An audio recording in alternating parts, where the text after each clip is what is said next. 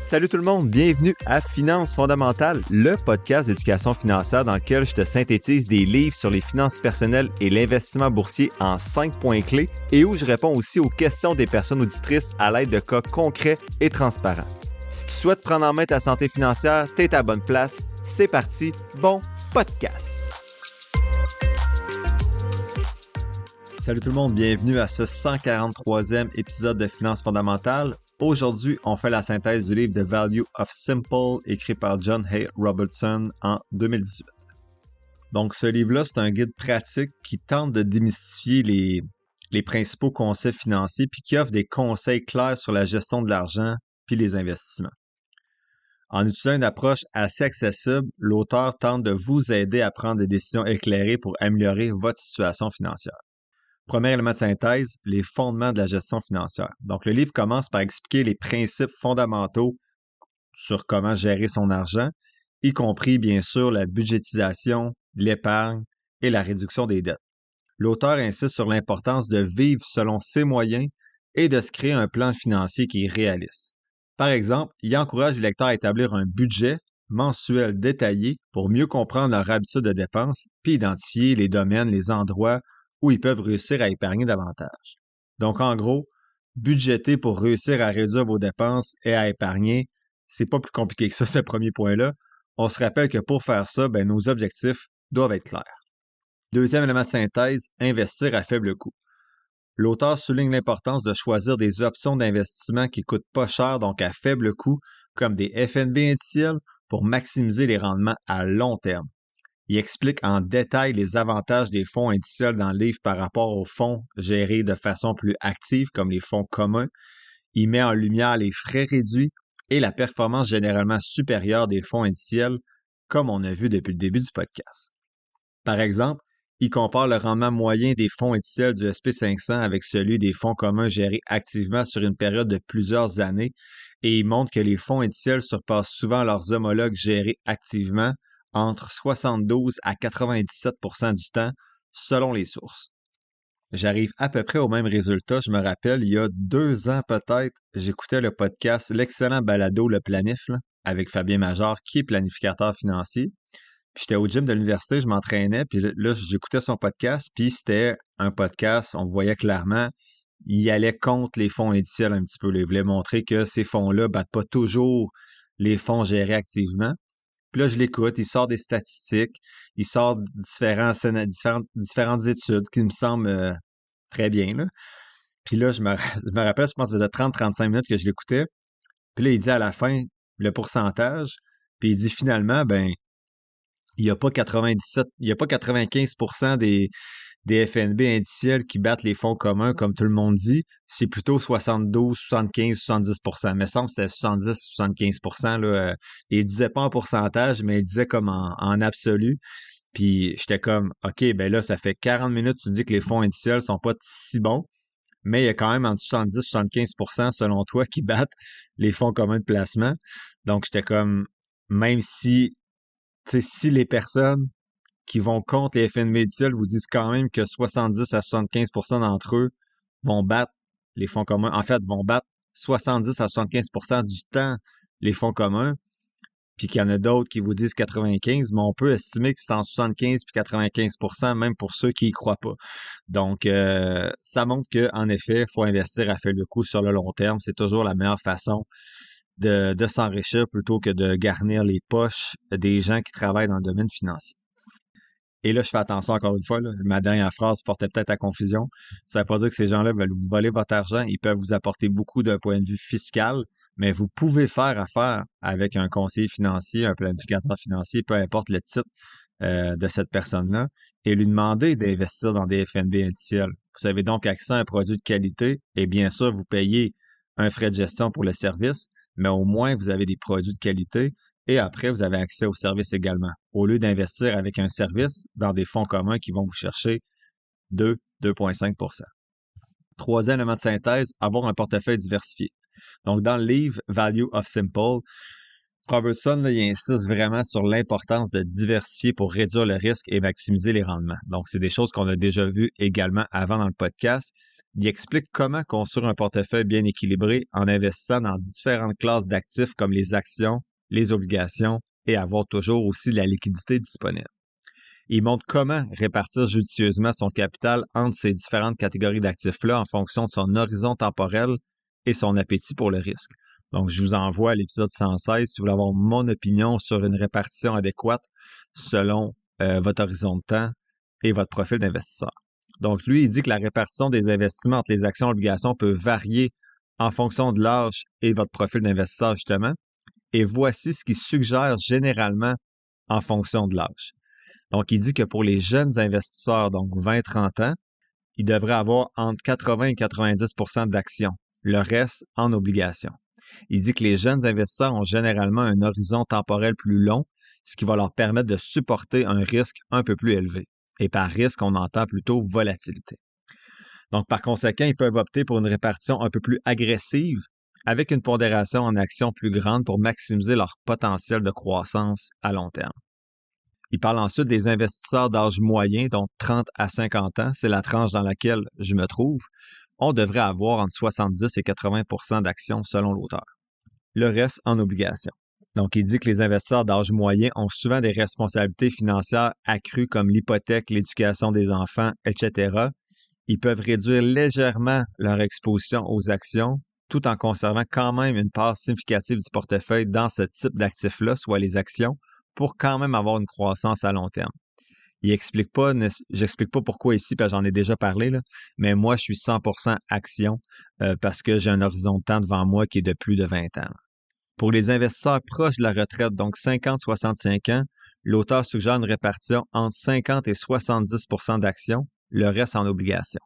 Il dit qu'à mesure qu'on se rapproche de la retraite, c'est souvent conseillé de réduire progressivement l'exposition qu'on a aux actions pour réduire le risque de perte en capital juste avant de partir à la retraite. Une plus grande pondération en obligations permet d'offrir une petite stabilité supplémentaire et des flux de revenus un peu plus réguliers que les actions. Et lorsqu'on est retraité, 65 ans et plus, l'auteur dit entre 40 et 60 % en actions, le reste en obligations, parce que lorsqu'on est à la retraite, on a généralement besoin d'un portefeuille un peu plus conservateur pour protéger le capital et générer des revenus de retraite. Il dit qu'une répartition équilibrée entre actions et obligations peut offrir un compromis entre la croissance à long terme et la préservation du capital. Bien sûr, ces répartitions-là suggérées sont juste des lignes directrices générales de l'auteur et ça peut varier en fonction des objectifs financiers spécifiques de chacun, de votre tolérance au risque et de votre situation personnelle. C'est recommandé de consulter bien sûr un conseiller financier qui est qualifié pour déterminer quelle serait votre répartition optimale en fonction de votre profil d'investisseur ou de compléter le formulaire en ligne de l'AMF. Ceux qui se rappellent, qui sont là depuis un petit bout, je pense que c'est l'épisode 36 ou 39. Je parlais du vidéo YouTube de Ben Félix, il me semble que c'est 36 de mémoire. Et dans cette vidéo-là, on voyait que la répartition idéale, c'était 60 % actions et 40 % obligations rendues à la retraite.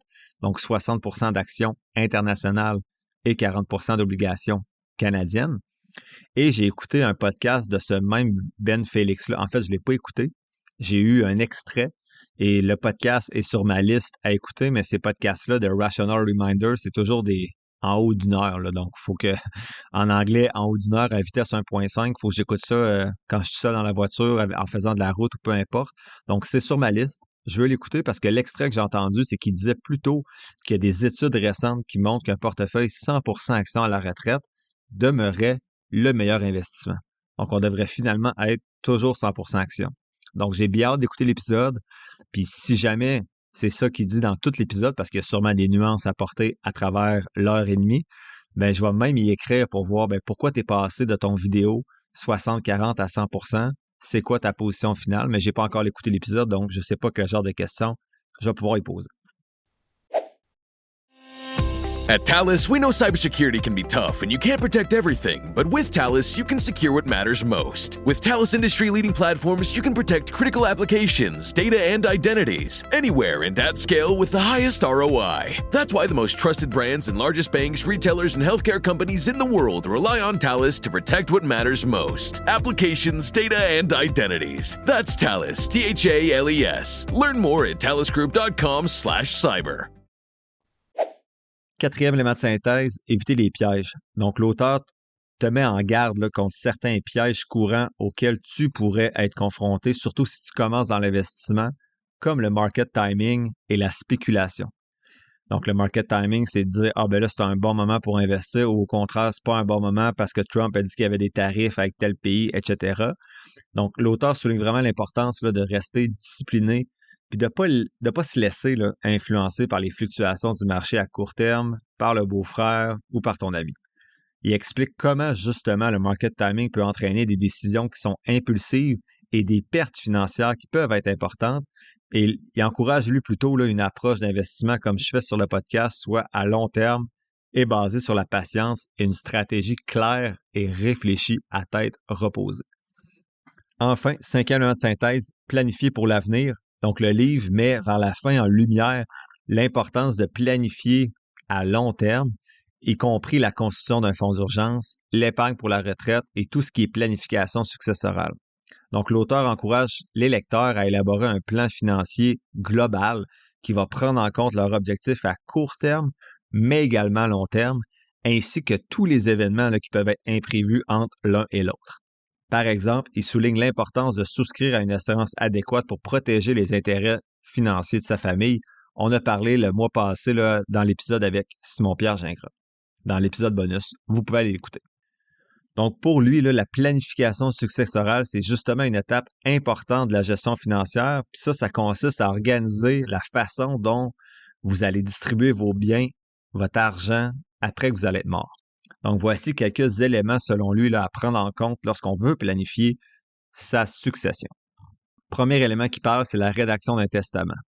Donc, un testament, c'est un document juridique qui va dire, en fait, qui va énoncer vos souhaits là, concernant comment vont être distribués vos biens après votre décès. Ça vous permet de désigner des bénéficiaires spécifiques pour recevoir certains de vos actifs. Donc, exemple, je veux que la voiture aille à telle personne, mon argent à telle personne. Bref, on essaie d'être équitable, mais vous comprenez ce que je veux dire. Des fois, il peut y avoir certains actifs que tu dis, je veux vraiment que ce soit cette personne qui l'aille. Le testament permet de faire ça. Deuxième chose, dans la planification successorale, c'est désigner un bénéficiaire ou des bénéficiaires pour les comptes de retraite puis les polices d'assurance vie. Donc, l'auteur dit que c'est crucial de désigner qui va bénéficier de ces comptes-là afin d'assurer que les fonds soient distribués conformément à ce que vous souhaitez. Donc, qui va avoir vos assurances vie, qui va avoir vos comptes de retraite, etc. 3, il dit qu'il faut mettre en place des procurations et des directives médicales qui sont anticipées, là, prévues d'avance. Donc, ce type de procuration-là, ça va vous permettre de désigner une personne de confiance qui va pouvoir prendre des décisions en votre nom si vous devenez incapable de le faire en raison d'une maladie ou d'une incapacité. Enfin, dans la planification successorale, il dit que c'est important de minimiser l'impôt lors de cette succession-là. Donc, il dit qu'il va falloir impliquer là, des stratégies qui vont viser à payer le moins d'impôts possible, notamment en utilisant parfois des fiducies, des dons de bienfaisance et d'autres techniques de planification fiscale que je ne suis pas en mesure de vous parler aujourd'hui parce que je suis loin d'être rendu là. Je sais qu'il faut planifier d'avance, mais peut-être pas 60 ans d'avance non plus. Donc, à part le testament, bien sûr, que j'ai aussi de mon côté, puis les assurances vie et tout ça. Mais bref, si vous êtes dans une situation peut-être plus complexe au niveau de la succession, avec une entreprise, l'immobilier peut-être, assurément, je pense que faire affaire avec un planif financier, ça peut grandement vous aider et faire sauver des sous à votre famille. Donc, en résumé, la planification successorale, là, il dit que c'est un processus qui est en fait essentiel, assurément, mais qui est important que c'est important de s'y intéresser pour assurer là, vraiment qu'il y a une gestion efficace lorsqu'on décède et que la distribution de nos biens après ce moment fatidique-là est bien ordonnée. Là. Donc, en envisageant soigneusement tous les éléments qui concernent la planif successorale, en obtenant des conseils d'experts, mais vous allez avoir un plan complet qui va refléter vraiment vos souhaits et qui va protéger l'intérêt de vos proches. Donc, en conclusion, le livre The Value of Simple, pour moi, c'est un guide pratique puis qui est accessible aussi pour ceux qui cherchent à améliorer leur situation financière puis à investir intelligemment. En suivant les conseils de l'auteur, tu peux acquérir une meilleure compréhension des concepts financiers de base et prendre des décisions éclairées pour atteindre tes objectifs financiers à long terme.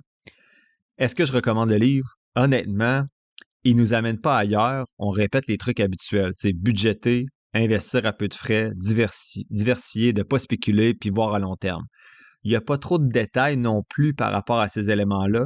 Donc, c'est un peu plate pour le podcast, là, on est en surface, mais c'est vraiment un livre simple et rapide. Donc, quand on parle de guide pratique, là, si quelqu'un veut faire un tour d'horizon complet, c'est un bon choix.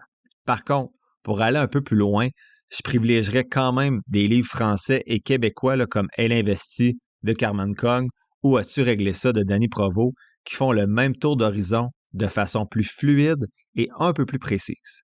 Le key point, qu'est-ce que je retiens? C'est que la saturation des données est presque atteinte avec le podcast. Donc, je commence à me répéter souvent, mais c'est toujours bien quand même de se faire rappeler des éléments importants dans la gestion des finances parce que les émotions vont prendre rapidement le dessus à un moment ou à un autre de votre parcours financier. La semaine prochaine, je réponds à des questions, donc 5 questions. Celle de Guillaume, pourquoi personne ne consulte les permis de l'AMF quand on fait affaire avec un professionnel? Question anonyme, puis-je me permettre une femme de ménage? Donc, on fait les calculs. Mario, comment avoir des subventions dans un RE autogéré? John, pourquoi ne pas parler de la MAPA en immobilier? Et Daphné, donc la MAPA, c'est la mise à part de l'argent. Et Daphné qui me demande, est-ce que tu as un livre sur les assurances? Ce jeudi, 3 autres actions qui font partie de ma liste de surveillance et une dans laquelle je suis investi.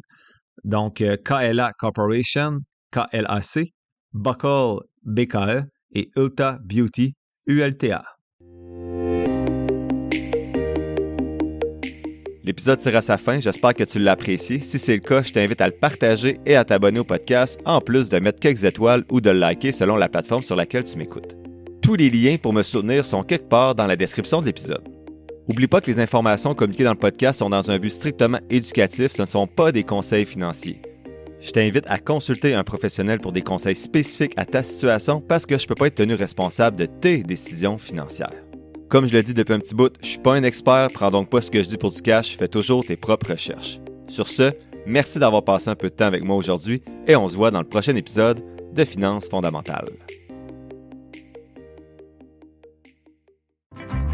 What does every USAA member have in common? Family. We're one big family who supports the military community and their eligible families. And if you, your parent, or spouse served, you could join our family and save big on auto insurance. Visit USAA.com/join today to check your eligibility. Membership eligibility and product restrictions apply and are subject to change. USAA means United Services Automobile Association and its affiliates, San Antonio, Texas.